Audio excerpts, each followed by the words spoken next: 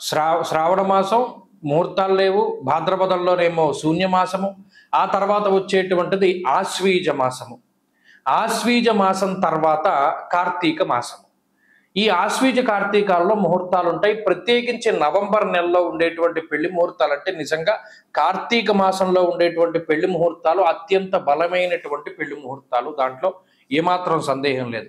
అయితే చాలా మంది నన్ను అంటే ఈ మధ్యకాలంలో నేను ఎక్కువ విన్నాను. ఎందుకంటే ఇప్పుడు ఈ ఆగస్టు నెలలో పెళ్లి కుదుర్చుకుని అక్టోబర్ నవంబర్లో పెళ్లి చేసుకుందామండి, మా వాళ్ళేమో విదేశాల్లో ఉన్నారు, అక్కడ నుండి టికెట్లు బుక్ చేసుకోవాలి.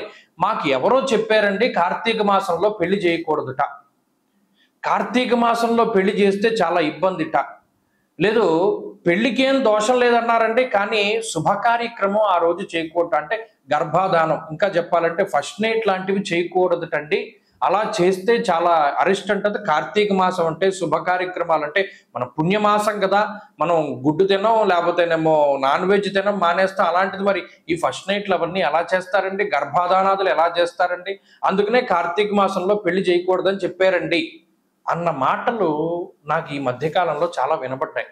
విస్మయానికి గురయ్యాను నేను.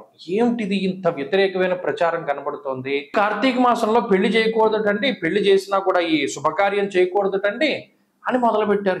ఎవడు ప్రచారం చేస్తున్నాడు ఇవన్నీను, తప్పు కదా.